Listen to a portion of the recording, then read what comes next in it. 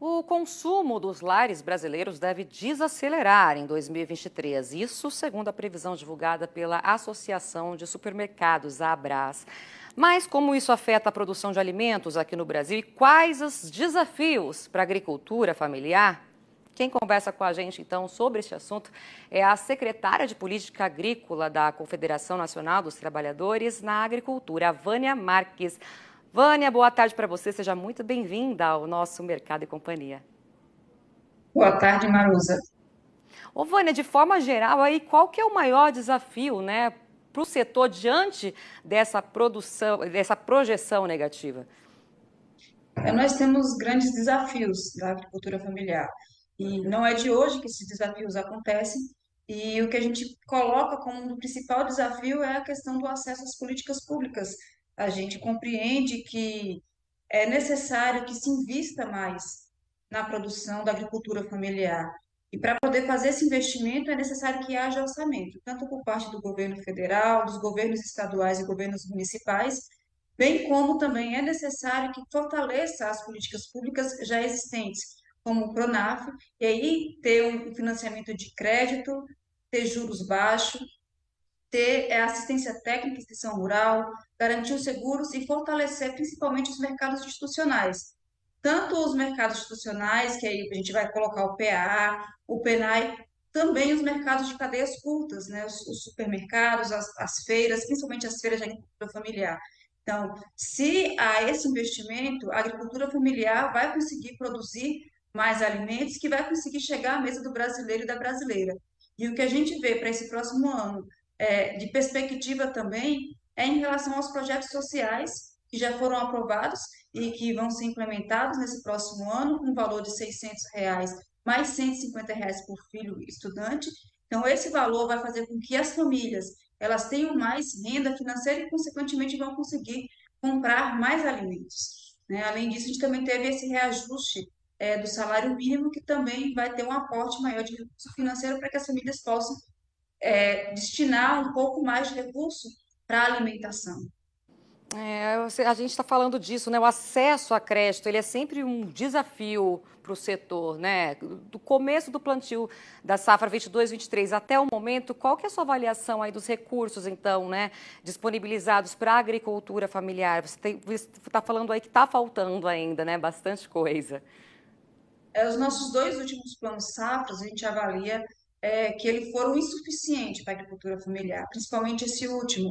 Então, a gente teve o lançamento do plano safra por volta do mês de junho, e quando chegou no finalzinho do ano, ali entre o mês de outubro, novembro, já não havia mais recurso para subvenção dos juros. Então, isso impacta negativamente na agricultura familiar. Quando se tem um lançamento e não se garante que esse recurso ele seja acessado pelas famílias, quando esse recurso ele acaba antes mesmo de chegar na metade da safra. Então, isso é muito ruim. Então, é necessário que, além de se garantir o crédito, também se garanta a subvenção para os juros. Esse é um ponto. E o outro ponto é que é necessário que, além do crédito, se garanta também recurso para essas outras políticas que são fundamentais. Como eu já citei, a assistência técnica e extensão rural, ela é fundamental em todo o processo de produção, organização da produção e comercialização, inclusive para poder acessar esses créditos. Então, a gente vem pontuando isso e também vem pontuando que algumas regiões do nosso país, ela precisa de ter uma atenção diferenciada, porque são regiões que têm um volume grande de agricultores e agricultoras familiares que conseguem até acessar contratos de crédito, mas os valores são insuficientes, são valores pequenos, porque acessam apenas ao microcrédito, como é o exemplo do Nordeste brasileiro. Ô, Vânia, e com o novo governo, a gente viu um desmembramento, né, do Ministério da Agricultura. Como que a CONTAG vem dialogando com as pastas, tanto da agricultura quanto do desenvolvimento agrário?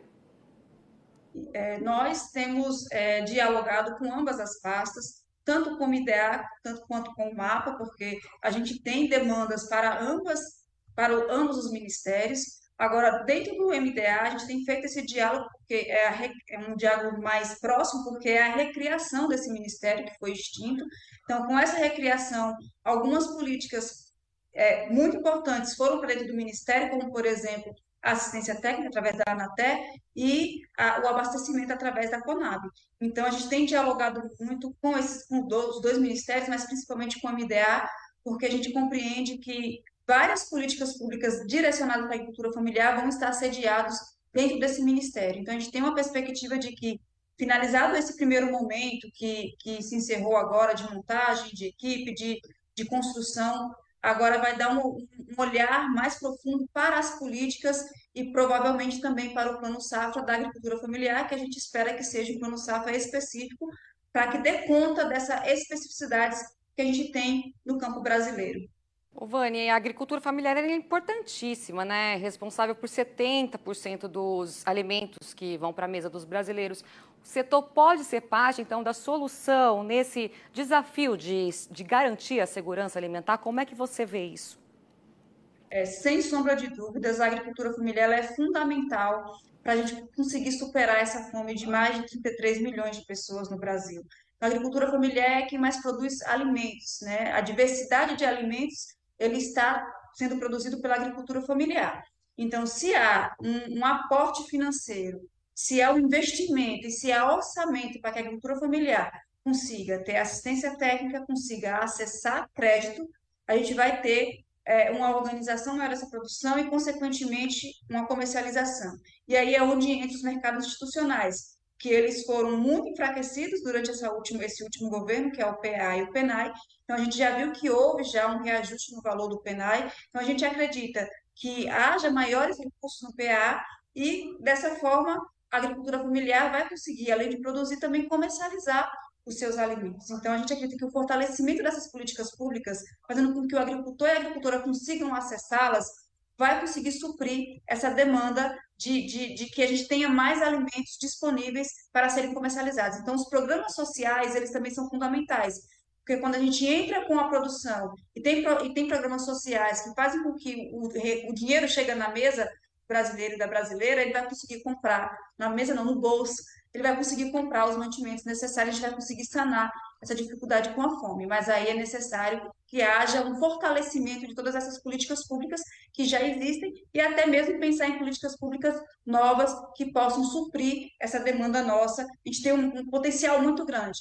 E aí, uma outra coisa que eu sempre costumo dizer nas minhas falas, para poder finalizar, é que é necessário pensar a regularização fundiária do nosso país, a questão da terra, porque a gente tem também muitas famílias que não têm terra ou que têm terras insuficientes para aquele núcleo familiar.